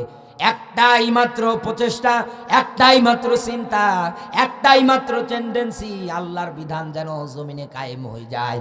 কিন্তু আমরা এই দেশের মধ্যে তো সবাই মুসলমান বেশিরভাগ, তাহলে কি মুসলমান হয়ে মুসলমানের বিরুদ্ধে অস্ত্র ধরব? আমার একজন দিনই মুসলমান ভাই রাস্তা দিয়ে যায়, ওকে কি কুপিয়ে মারবো? না। এই ব্যাপারে আল্লাহ কোন জায়গায় ব্যাখ্যা দিলেন, কোথায় তথ্য দিলেন? আল্লাহ পাক এবার সূরা তাহরিম 66 নাম্বার সূরা 28 নাম্বার পারার 1 নাম্বার রুকুর 9 নাম্বার আয়াত ভালো করে বুঝবেন। আল্লাহ পাক বলেন, ইয়া আইয়ুহান নাবী, বলেন আল্লাহু আকবার। আল্লাহ ডাক দিচ্ছেন, হে নবী আপনাকে বলছি। এখন প্রশ্ন আপনার কাছে, এই কোরআনের বিধান বিসমিল্লাহর বা থেকে শুরু করে সূরা নাসের সিন পর্যন্ত প্রত্যেকটা মানুষের মানা ফরজ। এই কথা বলেন না কেন? মানাটা কি? আরো জোরে বলেন। ফরজ। কারণ এই দুনিয়ায় কোন মানুষ যদি কোরআন না মানে আর মরার পরে আল্লাহ পাক কোরআন মানার ব্যাপারে, কোরআনের বিধান মানার ব্যাপারে যদি জিজ্ঞাসা করে, জবাব দেওয়ার মতো কোনো কায়দা, কোনো কৌশল আপনি রাখতে পারবেন না। এই জন্য এই দুনিয়ায় নবীজির উপরে আল্লাহর এই ডাকটা যেমন ফরজ ছিল, আমাদের ওই রকম ডাকটা ফরজ মানি নেওয়া। ডাক দিয়ে বলছে, হে নবী লড়াই করবেন কাদের বিরুদ্ধে?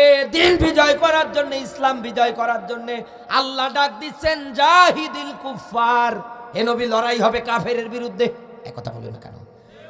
এখন এদেশে যারা কাফের আছে ওরা কোনোদিন এসে বলেছে, এই তোদের মসজিদে নামাজ পড়তে দেব না?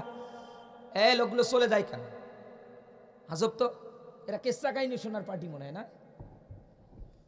কোরআনের ময়দান থেকে যারা চলে যান, আল্লাহর ভাষায় আপনি মুনাফিক, পরের শব্দটাই মুনাফিকদের বিরুদ্ধে জিহাদ। একথা বলে না কেন?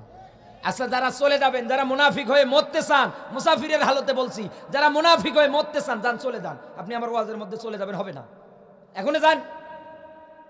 যারা মুনাফিক হয়ে মরবেন চলে যান।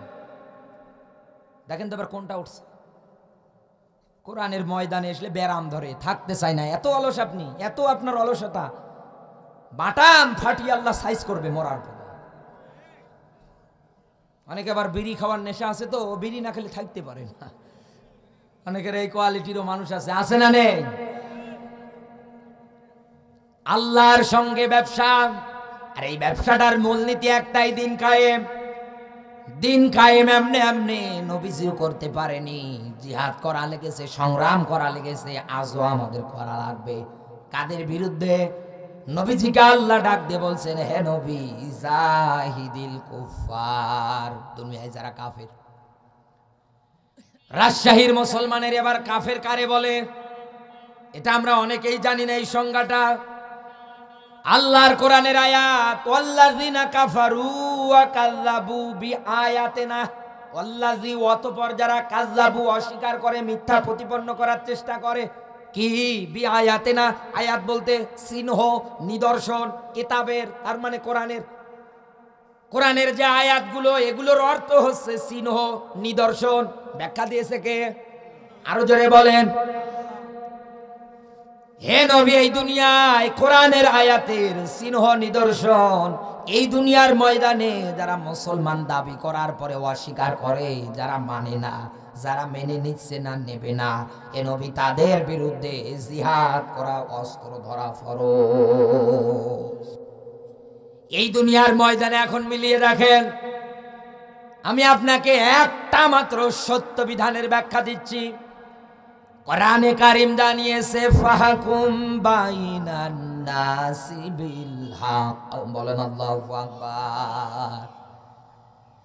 নবী দাউদের প্রতি আল্লাহই করে বলেছিলেন, হে নবী, আপনাকে বলছি এই জমিনে যদি বিচার ব্যবস্থা করতে চান অবশ্যই ন্যায় বিচার করেন সত্য সহকারে। কোরআনের একটা নাম আছে ফুরকান, তাবারাকাল্লাযী নাযালাল ফুরকান। আয়াতটা বললাম না, এই ফুরকান মানে সত্য আর মিথ্যার পার্থক্য নির্ণয়কারী। দুনিয়ায় কোনো মানুষ যদি বিচার করতে চায়, দুনিয়ার কোনো মানুষ যদি রায় দিতে চায়, দুনিয়ার কোনো মানুষ যদি ফয়সালা করতে চায়, অবশ্যই অবশ্যই কোরআন থেকে তাকে করা লাগবে। মা ফাররাতনা ফিল কিতাবি মিন শাই, সব কিছুর সমাধান দিতে পারে আল কোরআন। আমার বন্ধুরা, দুনিয়ায় কাফেরে চেনেন না? না, এখন অনেকেই জবান দিয়ে বলেছিলেন ঠিক তো, আমরা সবাই তো মুসলমান, কিন্তু আল্লাহর কোরআনের আয়াত আমাকে এবার দেখিয়ে দিচ্ছে এই দুনিয়ায় যারা সত্য সহকারে কিতাব পাওয়ার পরে, বিধান পাওয়ার পরে, সংবিধান পাওয়ার পরেও দুনিয়ায় যারা বিচার করে না, আল্লাহর ভাষায় ওরা কাফের, আর ওদের বিরুদ্ধে আমাদের জন্য জিহাদ করা ফরজ। আল্লাহ পাক বলেন, ওয়ামাল্লাম ইয়াহকুম বিমা আনজালাল্লাহু ফাউলাইকা হুমুল কাফিরুন।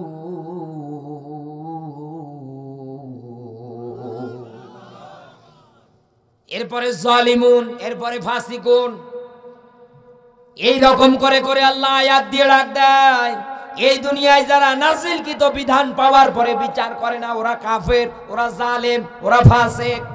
ও বাংলার মুসলমানেরা, মুসলমান দাবি করার পরেও এই দেশে আজ আল্লাহর কোরআনের বিধান দিয়ে কি বিচার হয়? হচ্ছে কি হয়? সব আব্রাহাম লিঙ্কনের তৈরি করা নিয়ম নীতি দিয়ে। আর আমরা মুসলমান বিবেকবান যারা আছি তাদের পিছনে দৌড়াই, তাদের পিছনে গিয়ে স্লোগান দেই। আপনি এই দুনিয়ার ময়দানে একটা পশুর চাইতেও নিকৃষ্ট। একটা ছাগল একটা মালিকের হাতে যাওয়ার পরে যখন টান দেয় রশি ধরে, টাকা পয়সা সব বুঝিয়ে দিয়ে এবার হাতে নিয়ে যখন টান দেয় বাড়ি নিয়ে যাবে, ছাগলও দাঁড়িয়ে চিন্তা করে, মালিক এ আমার নিয়ে গিয়ে কি করবে? একে আর অন্য জায়গায় বিক্রি করবে না বাড়িতে রাখবে, নাকি আমার বাড়ি নিয়ে গিয়ে জবাই করে দেবে? একটা ছাগলও তিনটা মনের মনস্থ তৈরি করে ফেলে। আর আপনি দোপায়া মানুষ, প্রকাশ্যে দেখতে পাচ্ছেন ইসলাম বিরোধী, কোরআন বিরোধী মুসলমান ঘরে জন্ম নিয়েও কোরআনের বিধান কায়েম করতে দিচ্ছে না, দেবে না, আর আপনি তাদের পিছনে দৌড়ান, স্লোগান দেন। আল্লাহ পাক বলেন, ফামা হিলিল কাফিরিনা আমহিলহুম রুয়াইদা, কাফেরদেরকে ছাড় দেই, অবকাশ দেই, কর কত করবি কর। জুলুম অন্যায় অবিচার করতে করতে যেই দিন দেয়ালে পিঠ ঠেকে যাবে, আল্লাহ পাক বলেন এমন ভাবে ধরবো তোর বাপ বলার সময় দেব না। আল্লাহ তো ধরে না, অবকাশ দিচ্ছে, আর আপনি এটাকে বিশাল কিছু মনে করেন। এখন এই জায়গায় এই দেশের চোখ কান নাক মুখ থাকলেই মানুষ বলে দাবি করবেন, আর আপনি মানুষ হয়ে গেলেন আল্লাহর কাছে। আল্লাহ পাক বলেন, দুনিয়ায় মানুষ তো তারা যারা বিবেক কাজে লাগায়, চোখ কাজে লাগায়, কর্ণকহর কাজে লাগায়। আর মানুষ তো তারা না যারা এই তিনটা ইন্দ্রিয় শক্তি পাওয়ার পরে একটাও কাজে লাগায় না। উলাইকা কাল আনআম বাল হুম আদল, ও চার পাওয়ালা জানোয়ারের চাইতেও খারাপ। ও যদি চার পাওয়ালা জানোয়ারের চাইতেও খারাপ হয়, এই ব্যাখ্যা যদি আল্লাহ নিজে দেন, চিন্তা ভাবনা করে আপনি নিজে মিলিয়ে দেখেন বন্ধু, একটা কুকুরও আপনার চেয়ে ভালো আছে। কথা বলেন না কেন? কারণ কুকুর কি অপবিত্র প্রাণী। রাস্তা দিয়ে যাচ্ছেন, হঠাৎ কুকুরের লেজ আপনার গায়ে স্পর্শ, সাথে সাথে বাড়িতে দৌড় দেওয়ার পরে বাড়িতে আসার পরে আপনি গোসল করে নিচ্ছেন যে আমার গায়ে কুকুরের লোম, কুকুরের লেজ লাগলো, অপবিত্র হয়ে গেলাম। আল্লাহ পাক বলেন, তোর যদি এইসব কাজে না লাগাস, ওই কুকুরও তো সেটা ভালো আছে। আরো দাবি করে আমি তো মুসলমান, আমি কাবার গেলাম ধরি, আমি তাহাজ্জুদ পড়ি, কত কি করছি। ঘোড়ার ডিম একটাও আল্লাহ কবুল করছে না, করবেও না। বরং আয়াত হুয়া ফিল আখিরাতি মিনাল খাসিরিন, কিয়ামতে আপনাকে ক্ষতির কাতারে দাঁড়ানো লাগবে। আমার বন্ধুরা, এই দুনিয়ার ময়দানে ভালো করে এখন আপনি বুঝতে পেরেছেন, দুনিয়ায় যারা রাষ্ট্রীয় চেয়ারগুলোতে বসার পরেও যারা আল্লাহর আয়াতের সত্য বিধান দুনিয়ায় যারা মেনে নেয় না, আল্লাহ পাক বলেন ওরাই তো কাফের। আর নবীজিকে ওহি করে ডাক দিয়ে বলেছিলেন, হে নবী, লড়াই করেন কাফেরের বিরুদ্ধে। নবীজির জন্য যদি ফরজ হয়ে যায়, আমাদের জন্যও ফরজ। কেন ফরজ হবে জানেন? এই দুনিয়ার ময়দানে কোন জালেম, কোন কাফের, কোন বেঈমানেরা এই দুনিয়ার ময়দানে কোন রাষ্ট্রীয় ক্ষমতার আসনে, রাষ্ট্রীয় ক্ষমতার চেয়ারে এই কাফেরের বাচ্চাগুলো যদি বসে যায়, তাহলে এই দুনিয়ার ময়দানে ওরা 4 দফা নিয়ম নীতি, মূলনীতি জমিনে বাস্তবায়ন করেই ছাড়বে। তার 1 নম্বরে ইজ্জাত আহলিহা, সম্মানিত মানুষ যারা আছে তাদেরকে বেইজ্জত করবে, অপমানিত করবে। এই বাংলাদেশে এখন যারা সম্মানিত, তাদের কি সম্মান আছে? বলেন না কেন? সম্মান আছে তো তাদের, পুলিশ প্রটোকল দেয় তো তাদের। যারা মঞ্চে মাইক হাতে নিয়ে বলে বিসমিল্লাহির রহিম, এই কথা বলে মুসলমানের সন্তান গো, বিসমিল্লাহির রহমানির রহিমও পড়তে পারে না, ও বলছে বিসমিল্লাহির রহিম। আর কোন জেলায়, কোন জায়গায় গেলে কত পুলিশ, কত পাহারাদার, কত কিছু প্রটোকল দিয়ে ওরে নিয়ে যায়। ও লজ্জা থাকা দরকার, ও মুসলমান দাবি করে বসে আছে। সম্মানিত মানুষ যারা তারা মাইর খেয়ে যায়। সম্মানিত মানুষ যারা আছে, পড়াশোনা এত মেধাবী, এত সুন্দর পড়াশোনা পারতেছে, এত মেধাতা, সে ওই চেয়ার পাওয়ার যোগ্য, অথচ অযোগ্যদের কাছে 35 লাখ, 50 লাখ, 20 লাখ, 25 লাখ দিয়ে সে চেয়ার বিক্রি করে দেয়। আর দুনিয়া কাফের খুঁজে পান না। না, এই দুনিয়ার ময়দানে সম্মানিত মানুষ যারা আছে তারা তাদেরকে বেইজ্জত করবে, অপমান করবে। 2 নম্বরে তারা সব জায়গাগুলোর মধ্যে বিশৃঙ্খলা তৈরি করে দেবে। এই দুনিয়ায় এখন মিলিয়ে দেখেন তো, বিশৃঙ্খলা বেশি না? কোন জায়গায় আজ এই দেশের মানুষেরা শান্তি পায় না। যেখানেই যাক না কেন, ওই জায়গার মধ্যে বিশৃঙ্খলা বহন করছে। 3 নম্বরে এই দুনিয়ার ময়দান থেকে তারা আল্লাহর আইন, যেগুলো আল্লাহ এই দুনিয়ায় শরীয়তের 500 আইন নিজে কোরআনে দিয়েছেন, একটাও জমিনে মানবে না। সব আইনগুলো এই দেশ থেকে তারা একটার পর একটা বিদায় করবে, তুলে দেবে। 4 নম্বরে এই দুনিয়ার ময়দানে সব জায়গার মধ্যে তারা দুর্নীতির আখড়া তৈরি করে ফেলবে। এই 7 দফা মূলনীতির কথা আমি এখন বাংলাদেশের সঙ্গে মিলিয়ে দেখছি, 100-100 কার্যকর। শুধু এই কাফেররা থাকার কারণে। 2 নম্বরে নবীজিকে আল্লাহ ডাক দিয়ে বলছেন, হে নবী, 2 নম্বরে লড়াই করেন, অস্ত্র ধরেন ওদের বিরুদ্ধে। এই দুনিয়ার ময়দানে ওয়াল মুনাফিকিন, দুনিয়ায় যারা মুনাফিক, নবীজি জানিয়েছেন দুনিয়ায় মুনাফিক যারা হয় ওরা শুধু মুসলমানের মধ্যেই তৈরি হয়। মুনাফিক যারা হয় এই দুনিয়ার ময়দানে ইসলামের সবচাইতে বেশি ক্ষতি ওরাই করে বসে থাকে। আর এরা শুধু তৈরি হবে মুসলমানের মধ্যে। এই দেশের হাজারো মানুষ আজ 2 রকম আচরণ, 2 রকম চরিত্র বানিয়ে ফেলেছে। এই দুনিয়ার হাজারো মানুষ আজ ইসলামের আংশিক মানে আর আংশিক মানে না।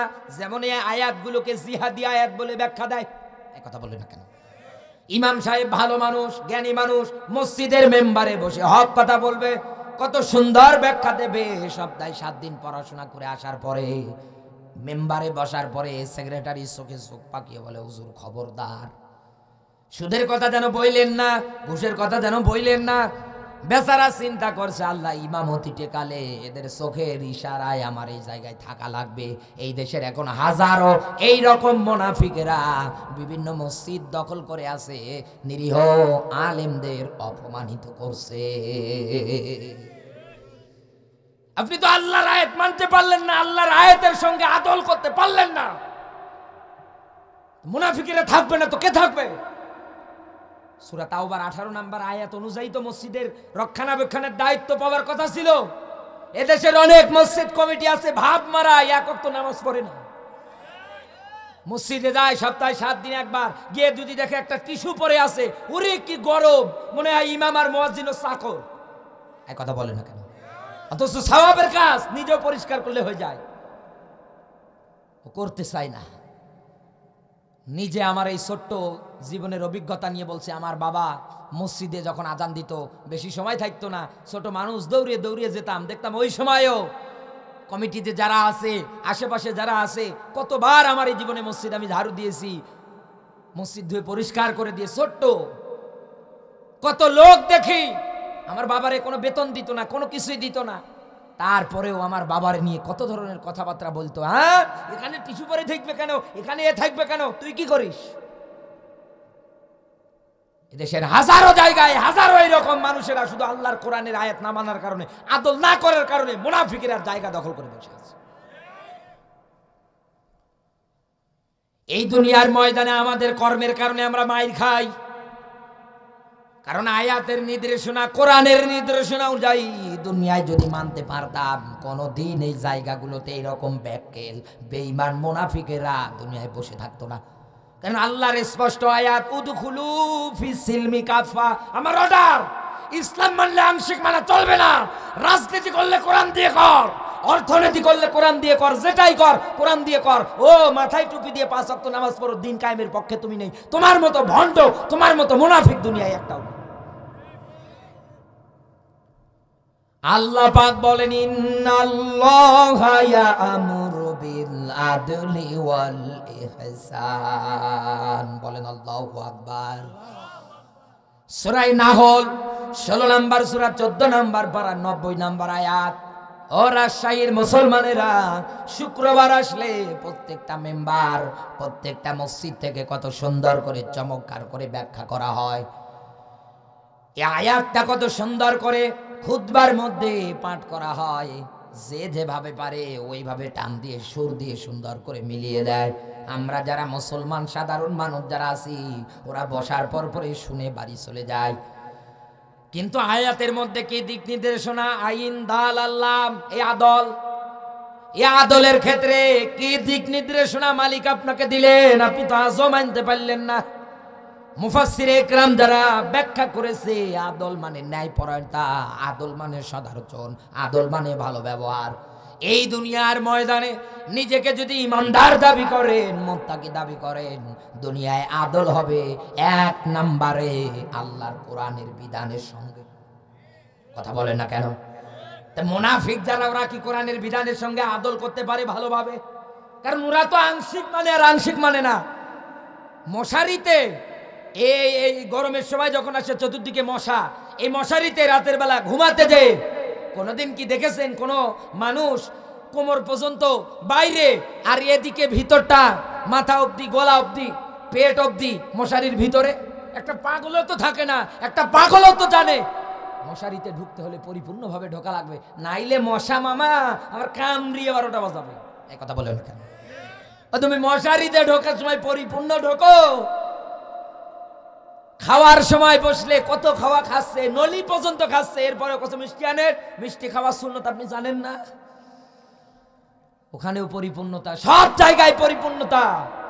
বিয়ে খেতে গিয়েছে, একটা যদি গোশত কম হয়েছে, ওই রে মারামারি। ওখানেও পরিপূর্ণতা, যেখানে যায় ওখানেই পরিপূর্ণতা। কিন্তু ইসলাম মানার ক্ষেত্রে, আল্লাহর বিধান মানার ক্ষেত্রে, আদল করতে গেলে সুবিধাবাদ আর জিন্দাবাদ, যেগুলো মানলে হাদিয়া, টাকা পয়সা, বেতন ভাতা বেড়ে যাবে, ওইগুলো মেনে নেয়, ওইগুলোর পক্ষে ফতোয়া দেয়। আর যেগুলোর পক্ষে ফতোয়া দিলে পিঠে চামড়া তুলতে ফেলবে, হাতে হাত করা পড়বে, ওইগুলোর ক্ষেত্রে ও নেই। এ জামানার সবচেয়ে বড় মুনাফিক তো এরা। 2 নম্বরে, এই দুনিয়ার ময়দানে কোন মানুষ যদি আদর করতে চায়, অবশ্যই তাকে আদর করা লাগবে। এই দুনিয়ার ময়দানে বিশ্ব নবী মুহাম্মদুর রাসূলুল্লাহর জীবন জিন্দেগির সঙ্গে এই 40 থেকে 63, এই 23 বছর নবুয়তের জিন্দেগির সঙ্গে তিনি এই 23 বছরে কি করেছেন, ওইগুলোর সঙ্গে আপনাকে আদর করা লাগবে, মিলিয়ে চলা লাগবে। আমার বন্ধুরা, 3 নম্বরে, এই দুনিয়ার ময়দানে মানুষের সঙ্গে আপনার আদল হবে, মানুষের সঙ্গে আপনার ভালো ব্যবহার হবে। কারণ আমরা প্রত্যেকটা মুসলমান, আমরা ভাই ভাই, আমাদের একটাই পরিচয় বহন করে, আমরা ভাই ভাই। সুবহানাল্লাহ বলতে পারেন? কিন্তু আজ দুনিয়ায় দেখলে দেখতে পাওয়া যায়, নিজের রক্তীয় হাজারো ভাইরা আছে যারা নিজের রক্তীয় সম্পর্কই ঠিক রাখে না। মা বাবার সঙ্গে ভালোভাবে কথাবার্তা বলে না। এই দুনিয়ার ময়দানে তারা আবার বড় বড় লেকচার দেয়, বড় বড় কথা বলে। এই দুনিয়ার ময়দানে এখন জামানার শ্রেষ্ঠতম মুনাফিক যদি দেখতে চান, এই ক্যাটাগরির মানুষদের দিকে তাকাবে। আল্লাহ পাক যেন এদেরকে হেদায়েত দান করে, জোরে বলুন আমিন। আমার বন্ধুরা, এই দুনিয়ার ময়দানে জাহান্নাম থেকে আল্লাহ আপনাকে এমনে বাঁচাবে না, এমনে জাহান্নাম থেকে দোয়া করবেন আল্লাহ আল্লাহ আপনাকে বাঁচাবে।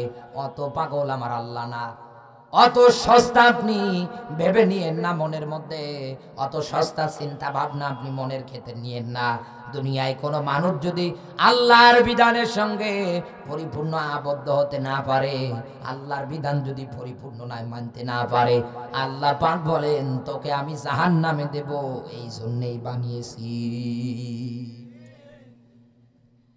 যুদ্ধের ক্ষেত্রে, লড়াইয়ের ক্ষেত্রে, দিন প্রতিষ্ঠার ক্ষেত্রে, ব্যবসা করার ক্ষেত্রে, তাহলে দুই প্রকার মানুষ আমাদের জীবনে বাধা। তার এক নাম্বার কাফের, দুই নাম্বারে মুনাফিক। কাফের খুঁজে পান না, এত চমৎকার ব্যাখ্যা দেওয়ার পরেও যদি আপনি এই জামানায় কাফের আর মুনাফিকদের খুঁজে না পান, তাহলে আমার আর কোনো কিছু করার নেই। এবার আসেন ব্যবসার মূলনীতিটা কেমন, কেমন করে আমার আল্লাহর সঙ্গে ব্যবসা করবেন, কিভাবে আপনার ব্যবসার মূলনীতিটা হবে। এই জামানার মধ্যে এখন যদি কোনো মানুষ ব্যবসা করতে চায়, কোনো মানুষ যদি ব্যবসায় লিপ্ত হতে চায়, কেউ যদি ব্যবসায় আবদ্ধ হতে চায়, ও রাজশাহীর মুসলমানেরা, অবশ্যই অবশ্যই ওরে কয়েকটা জিনিস মেনটেন করা লাগবে। ব্যবসা করতে গেলে প্রথম নাম্বারে একটা বস্তু লাগবে, এরপরে ওটার একটা মূল্য লাগবে, এরপরে একজন বিক্রেতা লাগবে, এরপরে একজন ক্রেতা লাগবে। কথা বলেন না কেন? এটাই তো ব্যবসার মূলনীতি। আল্লাহ পাক বলেন, এ বান্দা, আমার ব্যবসার মূলনীতিটাও ঠিক একই রকম। ইন্নাল্লাহা আশতারা মিনাল মুমিনিনা আনফুসাহুম ওয়া আমওয়ালাহুম বিআন্না লাহুমুল জান্নাহ। বলেন আল্লাহু আকবার। সূরা তাওবার 111 নম্বর আয়াত। আল্লাহ পাক বলেন, আমার ব্যবসার মূলনীতি ঠিক একই রকম। আমি আল্লাহ নিজে কিনতে চাই কে? আর বিক্রেতা দুনিয়ায় যারা হবে, মিনাল মুমিনিন, দুনিয়ায় যারা মুমিন, ওরা কি কিনবে? আনফুসাহুম ওয়া আমওয়ালাহুম, জান আর মাল। বিনিময় কি, মূল্য কি? আল্লাহ পাক বলেন বিআন্না লাহুমুল জান্নাহ। সুবহানাল্লাহ বলতে পারেন না? নবীজি আমার বদরের ময়দানে যুদ্ধে যাবে, সাহাবীদের মাঝে এই রকম করে করে ব্যাখ্যা করতেছিলেন, ও সাহাবীরা, এই দুনিয়ার ময়দানে আল্লাহর আয়াত মানে আল্লাহর বিধানের সঙ্গে তোমরা যদি ব্যবসায় আবদ্ধ হয়ে দিনকে প্রতিষ্ঠা করতে পারো, এর জন্য যদি রক্ত দিতে পারো, জীবন পর্যন্ত যদি বিলিয়ে দিতে পারো, আমার আল্লাহ পাক তোমাদেরকে এমন জান্নাত দেবে, যেই জান্নাতের বিশালতা আসমান আর জমিন যদি টেনে একত্রিত করা হয়, হাঁটতে হাঁটতে হাঁটতে হাঁটতে এর বিশালতা একদিন শেষ হয়ে যাবে। কিন্তু আমার আল্লাহ পাক দিনের কর্মী যারা হয়ে মারা যাবে, তাদেরকে এমন জান্নাত দেবে, দিন প্রতিষ্ঠার আন্দোলন করতে গিয়ে মারা যাবে, তাদেরকে আল্লাহ এমন জান্নাত দেবে, যে জান্নাতের বিশালতা কোনোদিনও শেষ হচ্ছে না, হবেও না। নবীজির একজন সাহাবী, হাদিসে নাম এসেছে উমায়ের, হাতের মধ্যে কিছু খাবার খাচ্ছিলেন, খাবার খাওয়া বন্ধ করে দিয়ে ডাক দিয়ে বলে, হে নবী, কত চমৎকার কথা, এই জান্নাত কি আল্লাহ দেবে? বলে হ্যাঁ। খাবার খাওয়া বন্ধ করে রেখে দিলেন এক জায়গায়, তরবারি নিয়ে চলে গেলেন জিহাদের ময়দানে। যুদ্ধ করতে করতে নিজেও শাহাদত বরণ করলেন। নবীজি লাশের পাশে গিয়ে আঙ্গুল ইশারা করে ডাক দিয়ে বলেন, উমায়ের, আমার আল্লাহ পাক তোমার জন্য এই জান্নাত বানিয়েছে। কারণ আল্লাহ ইমানদারদের সঙ্গে এই চুক্তি করেছে, আমার সঙ্গে ব্যবসা কর, আমি তোকে জান্নাত দেবই। কথা কার? কথা কার? আমরা কি আয়াতটা মানতে পারবো? মেনে নিতে পারবো? মেনে কি চলতে পারবো? আল্লাহ পাক যেন আমাদের তৌফিক দান করে, বলেন আমিন।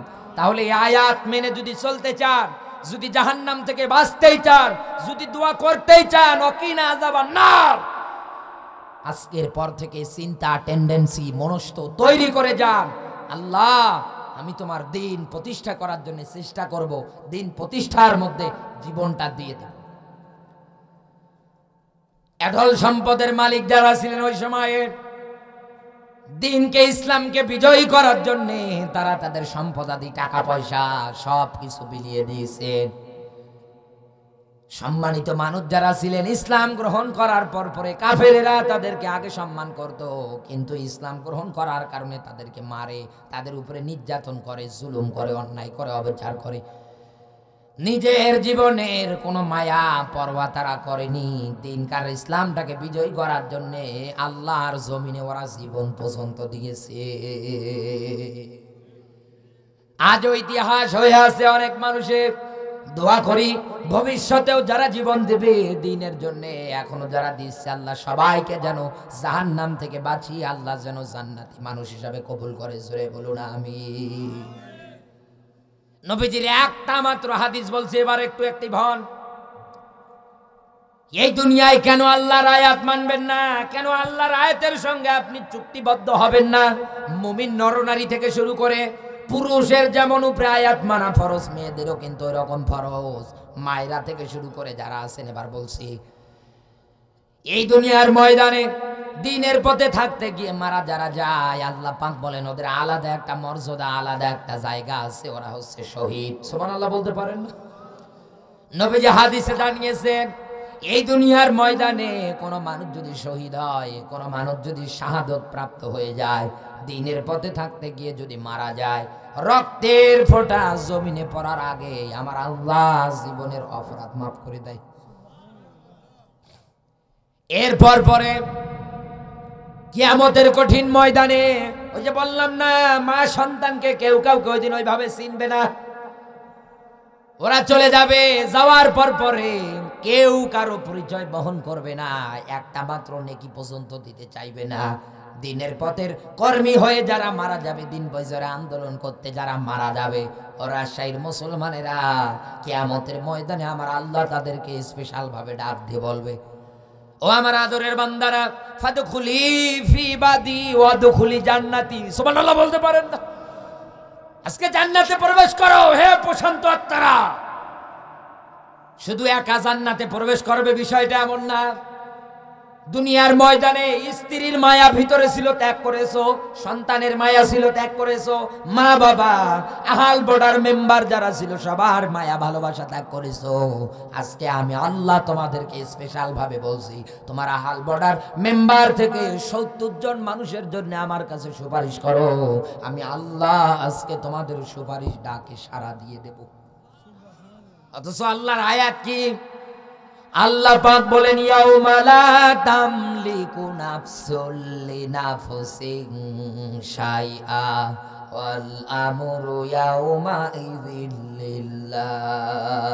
বলেন আল্লাহু আকবার। আল্লাহ পাক বলেন, কিয়ামতের ময়দানে কারো কোনো কর্তৃত্ব, নেতৃত্ব, কারো কোনো পাওয়ারগিরি, নেতাগিরি কোনো কিছুই চলবে না। আল্লাহ যাদেরকে অনুমতি দেবে তারাই শুধু ওই দিন কথা বলতে পারবে, তার ভিতরে শহীদেরা। সুবহানাল্লাহ বলতে পারেন না? এই জন্য আমি কিন্তু বলেছিলাম যে আল্লাহ তুমি আমাদের ওই কাতারে শামিল করে নিও, আল্লাহ যেন তৌফিক দান করে। বলেন আমিন। নবীজির প্রতি দরুদ, মানবতার মুক্তির মডেল, মানবতার মহান আদর্শ, মানবতার শিক্ষক, নবীকুর শিরোমণি মুহাম্মাদুর রাসূলুল্লাহ সাল্লাল্লাহু আলাইহি ওয়াসাল্লাম।